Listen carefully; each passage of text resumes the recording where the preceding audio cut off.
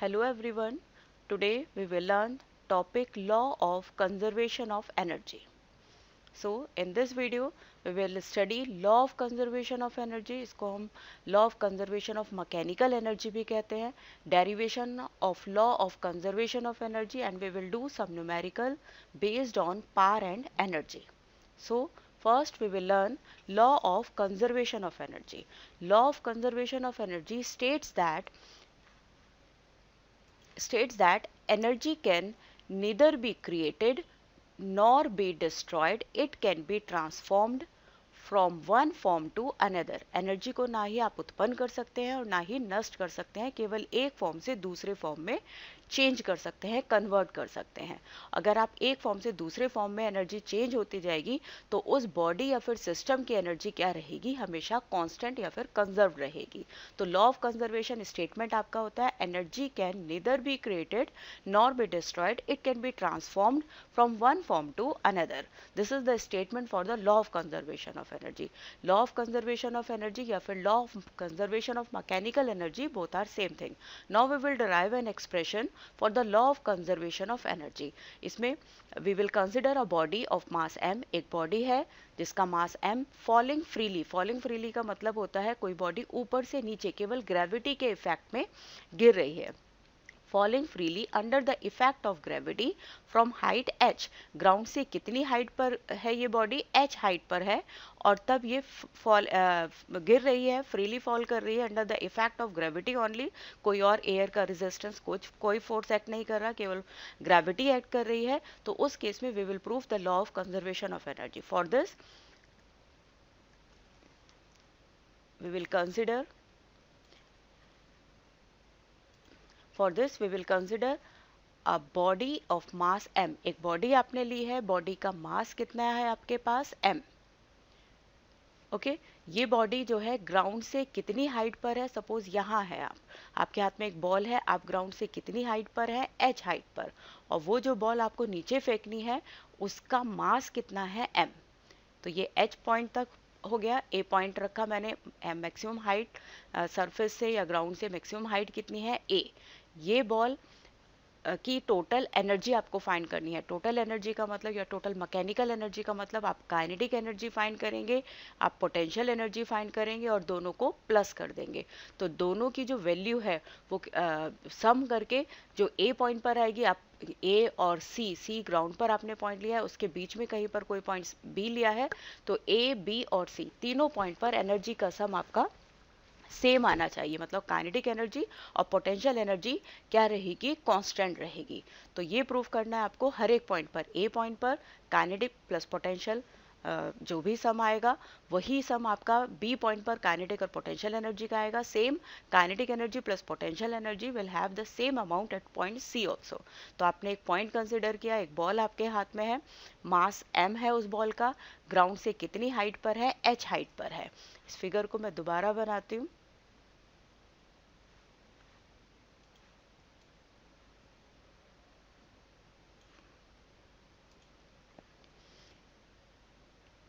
ये ग्राउंड, ये height h हो गया आपका. ए पॉइंट पर आपकी बॉल आपके पास है, ये पॉइंट मैंने बी लिया है और ग्राउंड वाला पॉइंट मैंने सी नाम रखा है. ए से बी तक का डिस्टेंस मैंने x लिया है और बी से सी तक का डिस्टेंस आपका कितना हो जाएगा, h माइनस एक्स. अब आपको क्या करना है, ए पॉइंट पर काइनेटिक एनर्जी फाइंड करनी है, पोटेंशियल एनर्जी फाइंड करनी है. सेम बी पर भी आप काइनेटिक एनर्जी और पोटेंशियल एनर्जी दोनों फाइंड करेंगे, दोनों का सम लेंगे और फिर सी पॉइंट पर भी आप काइनेटिक एनर्जी और पोटेंशियल एनर्जी फाइंड करेंगे. तो एट पॉइंट ए जब ए पॉइंट पर है तो बॉल अभी आपने फेंका नहीं है, बॉल आपके हाथ में है, तो वेलोसिटी कितनी हो जाएगी, 0. बॉल या ऑब्जेक्ट जो आप नीचे फेंक रहे हैं उसकी वेलोसिटी कितनी है, 0. तो काइनेटिक एनर्जी का फॉर्मूला होता है 1/2 मास of body and square of velocity. Velocity आपकी कितनी हो गई, 0. तो kinetic energy at point A आपका कितना आ जाएगा, 1/2 m 0 का स्क्वायर. तो kinetic energy at point A will be 0. अब आप क्या फाइंड करेंगे, ए पॉइंट पर पोटेंशियल एनर्जी। तो पोटेंशियल एनर्जी का फॉर्मूला होता है mass into acceleration due to gravity and height. Height आप हमेशा कैसे लेंगे, ग्राउंड से पॉइंट तक का, ग्राउंड से मेजर करते हैं। काइनेटिक एनर्जी हमेशा बॉल कैसे मूव कर रही है, ऊपर से नीचे, तो काइनेटिक एनर्जी आप कैसे पढ़ेंगे, ऊपर से नीचे। और पोटेंशियल एनर्जी हमेशा ग्राउंड से लेवल या हाइट देखते हैं, तो पोटेंशियल एनर्जी हमेशा ग्राउंड से ऊपर की तरफ आप पढ़ेंगे। तो ए पॉइंट, सी पॉइंट है आपका ग्राउंड पर और ए पॉइंट तक आपकी बॉल की हाइट है। तो पोटेंशियल एनर्जी एट पॉइंट ए कितना हो जाएगा, mgh, क्योंकि ए, सी से ए तक का डिस्टेंस आपका h है। नाउ आपको टोटल एनर्जी निकालनी है, तो total energy T A point के लिए और T for total energy at point A will be equal to the sum of kinetic energy at point A and potential energy at point A. Kinetic energy आपकी 0 हो गई, potential energy आपकी mgh हो गई। तो total energy at point A आपका कितना आ जाएगा, m into g into h. At point A आपको फाइंड करना है, ए पॉइंट पर वेलोसिटी आपकी 0 होगी, तो काइनेटिक एनर्जी आपकी 0 आ जाएगी। पॉइंट ए पर आपको पोटेंशियल एनर्जी फाइंड करनी है। पोटेंशियल एनर्जी उस ए पॉइंट का डिस्टेंस लेंगे आप ग्राउंड से, वो कितना है h, तो पोटेंशियल एनर्जी एट पॉइंट ए पर mgh आ जाएगी। दोनों को ऐड करेंगे, टोटल एनर्जी आपको फाइंड करना है, तो टोटल एनर्जी कितना हो जाएगा, 0 plus mgh। Total energy at point ए आपकी कितनी आ गई, mgh। अगर एनर्जी आपकी कंजर्व रहती है कोई फ्रीली फॉलिंग बॉडी के लिए, तो जितना ए पॉइंट पर काइनेटिक और पोटेंशियल का सम आया है, सेम आपका mgh ही बी पॉइंट पर आना चाहिए टोटल एनर्जी, और total energy at point C भी mgh आना चाहिए। अब नेक्स्ट पॉइंट बी पर आप सॉल्व करेंगे। एट पॉइंट बी पर फाइंड करने के लिए आप क्या करेंगे, काइनेटिक एनर्जी आपको फाइंड करनी है। Kinetic energy K E is equal to half m v B, मैंने आपको यहाँ पर लिख दिया। वेलोसिटी एट पॉइंट बी कितना है, वी बी। फिर एक रिलेशन होता है v square is equal to u square plus 2gh।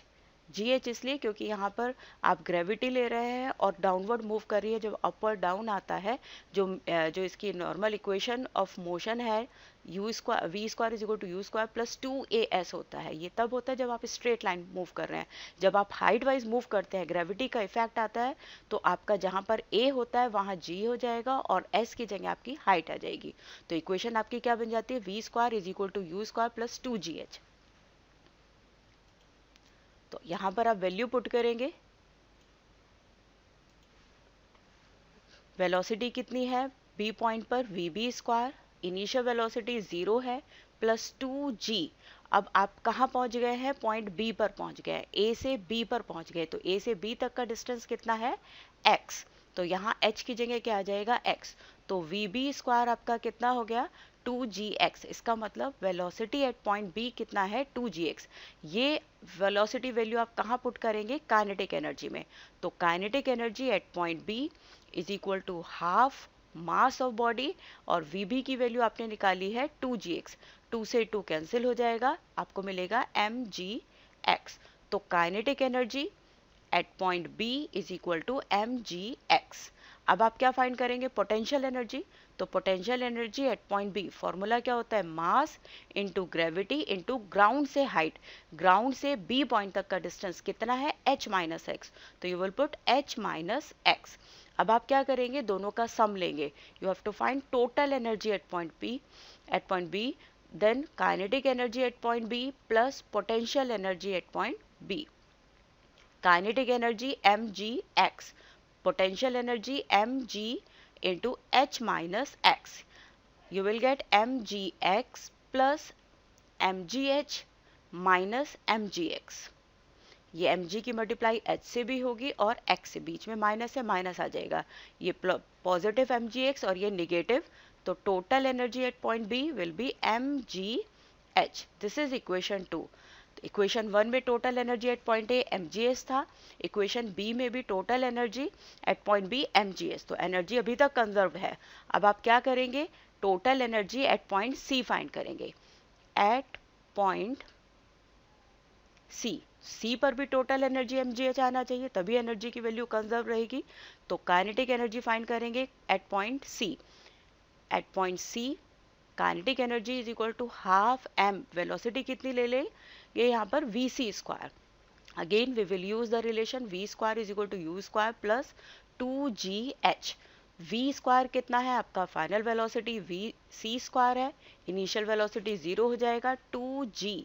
अब आप कहाँ आ गए, ए पॉइंट से सी तक आ गए. ए से सी तक का डिस्टेंस कितना है टोटल h, तो यहाँ आपका h आ जाएगा. तो वी सी स्क्वायर की वैल्यू कितनी हो गई 2gh. ये वी सी स्क्वायर की वैल्यू आप कहाँ पुट करेंगे, काइनेटिक एनर्जी. तो kinetic energy at point C is equal to 1/2 mass, and V C की वैल्यू कितनी हो गई, वी सी स्क्वायर की वैल्यू 2gh. तो ये 2 से 2 कैंसिल हो जाएगा, यू विल गेट mgh. अब आपको क्या फाइंड करना है, potential energy at point C. Potential energy का फॉर्मूला होता है mass into gravity, C point का डिस्टेंस ग्राउंड से. तो ग्राउंड पर ही है सी पॉइंट, तो डिस्टेंस मतलब हाइट कितनी हो जाएगी 0. आप यहीं पर है और यहीं से आप हाइट ले रहे हैं, तो सी पॉइंट से जो हाइट है वो कितनी है 0. तो पोटेंशियल एनर्जी आपकी कितनी हो गई 0. तो total energy at point C will be equal to kinetic energy at point C plus potential energy at point C. Kinetic energy आपकी कितनी हो गई mgh, पोटेंशियल एनर्जी कितनी हो गई 0. तो total energy at point C कितनी आ गई आपकी mgh. तो ए पर भी mgh टोटल एनर्जी थी, बी पर भी mgh और सी पॉइंट पर भी mgh.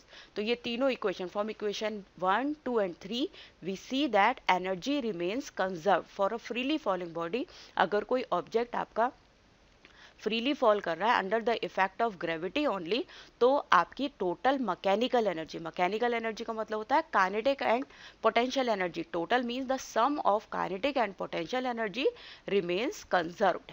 ये हमारा आर्टिकल होता है law of conservation of energy का डेरिवेशन इसको बोलते हैं, या फिर आप बोलते हैं ये expression for the conservation of mechanical energy for freely falling body.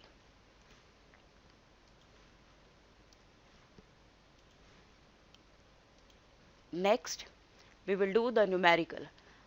First question है हमारा, calculate the power if work done by a body is 100 joule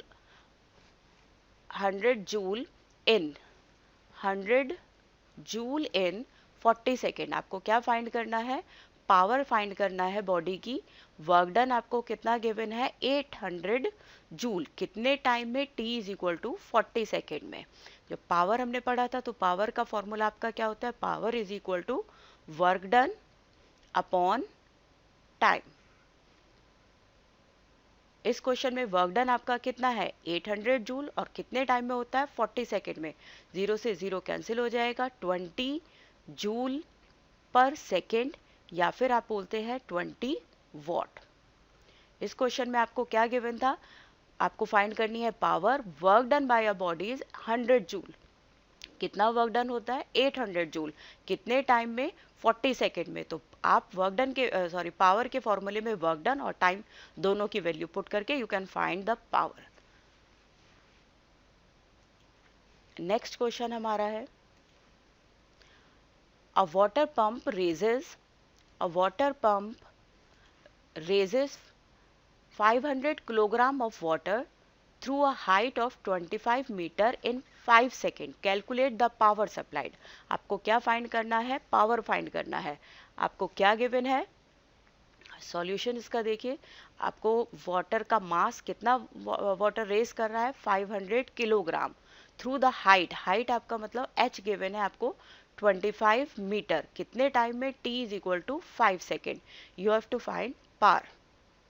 power का फॉर्मूला क्या होता है, power is equal to work done upon time. Work done यहाँ पर किस form में है, पोटेंशियल एनर्जी की फॉर्म में. तो पोटेंशियल एनर्जी का फॉर्मूला क्या होता है mgh अपॉन टाइम t. मास कितना गिवन है 500, एक्सेलरेशन ड्यू टू ग्रेविटी की वैल्यू आप 10 metre per second square put करते हैं 10, और हाइट आपको गिवन है 25 अपॉन टाइम आपके पास कितना है 5 सेकेंड. तो आपको आ जाएगा इंटू 25,000 वॉट, या फिर आप इसको लिख सकते हैं 25 किलो वॉट, क्योंकि 1 kilo watt is equal to 1000 watt. तो यहाँ 1000 वॉट को आपने क्या लिख दिया, किलो वॉट लिख दिया। पावर निकालने के लिए यहाँ पर आपको दे रखा था वाटर पंप रेजेस, रेजेस मतलब लिफ्ट करता है कितना, इतने kilogram of water, 500 kilogram of water through a height. तो ये मास हो गया आपका, 500 ग्राम वाटर को लिफ्ट करना है कितनी हाइट पर, 25। जब आप हाइट की बात करते हैं, लिफ्टिंग की बात होती है, वहां पर पोटेंशियल एनर्जी आएगी mgh हो जाएगा, और टाइम आपको कितना गिवन है, 5 सेकेंड। आपने पावर का फॉर्मूला लगाया work done upon time, work done किस फॉर्म में होगा, पोटेंशियल एनर्जी की फॉर्म में होगा। आपने पोटेंशियल एनर्जी का फॉर्मूला लगाया mgh अपॉन टी, कैलकुलेशन करेंगे, you will get 25,000 watt. 1 watt is equal to, sorry 1000 watt is equal to kilowatt की टर्म्स में आप लिखते हैं 1 kilowatt is equal to 1000 watt. तो आपने 25,000 watt is equal to 25 kilowatt हो जाएगा। नेक्स्ट क्वेश्चन देखते हैं। Next question, calculate the power of a machine if work done by a machine is 400 joule in 20 second. बहुत सिंपल सा question है। इसमें आपको पावर फाइंड करना है मशीन का, मशीन कितना वर्क डन करती है 400 जूल, और टाइम आपको कितना गिवन है 20 सेकेंड। वेरी सिंपल, आप वर्क पावर का फॉर्मूला लगाएंगे work done upon time, work done कितना है 400, टाइम कितना है 20, तो you will gate 20 what. Power कितनी आ जाएगी मशीन की 20 वॉट। आपको वर्क डन गिवन था 400 जूल और टाइम गिवन था, पावर का फॉर्मूला है वर्क डन अपॉन टाइम, आप वैल्यू पुट करेंगे, you will get the answer. Next question है हमारा fourth question, calculate the kinetic energy of a body of mass. Body का मास आपको गिवन है, ये मास आपको गिवन है बॉडी का 100 kilogram, moving with velocity, velocity कितनी है 20 metre per second. Kinetic energy वहाँ होती है जहाँ बॉडी में मोशन होता है। तो बॉडी का मास है 100 किलोग्राम, मूव कर रही है 20 मीटर पर सेकेंड से। तो you have to find the kinetic energy. Kinetic energy का फॉर्मूला होता है kinetic energy is equal to half into mass of body into square of velocity. तो हाफ न्यूमेरिकल 1/2 रखा जाएगा, मास की वैल्यू आप पुट करेंगे 100, वेलोसिटी का स्क्वायर मतलब 20 का स्क्वायर आप पुट करेंगे। ये मैंने कट किया, 50 into 400, you will get 20,000 joule. Okay, या फिर आप इसको क्या लिख सकते हैं 20 kilo joule. 1 kilo is equal to 1000 joule हो जाएगा, 1 kilo joule is equal to 1000 joule. तो इसलिए यहाँ पर 1000 में क्या 1000 का कन्वर्जन किस में हो जाएगा, किलो में आ जाएगा आपका। तो काइनेटिक एनर्जी का फॉर्मूला सिंपल आपने यूज किया हाफ mv स्क्वायर, मास आपको क्वेश्चन में गिवन था, वेलोसिटी गिवन थी, फॉर्मूले में पुट करेंगे, you will get the value. Kinetic energy और वर्क डन या पोटेंशियल एनर्जी सबका यूनिट सेम होता है joule. Next question,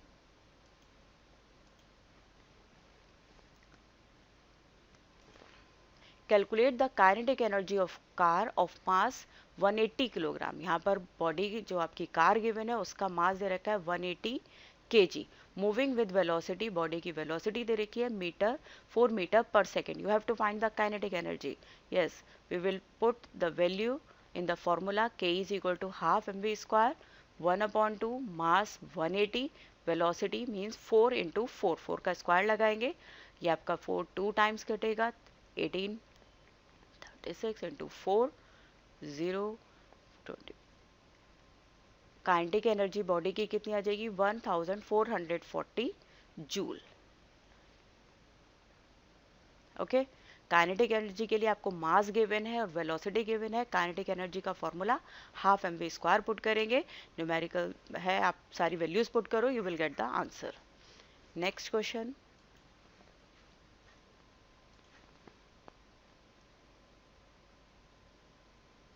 find the kinetic energy of a body if body has mass of 5 kilogram and it is moving with velocity 4 meter per second। same question, same formula, again you have to find the kinetic energy।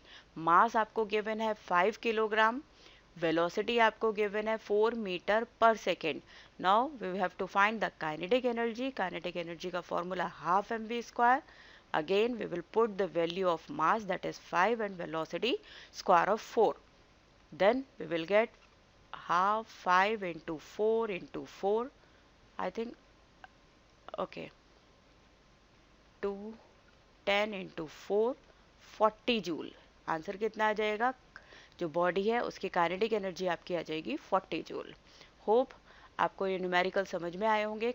आज हमने numerical solve करे हैं power के और kinetic energy के, and we have derive the relation for the conservation of energy for a freely falling body. आपको मेरा video पसंद आया हो तो प्लीज़ लाइक, शेयर और सब्सक्राइब जरूर कीजिएगा। Thank you so much.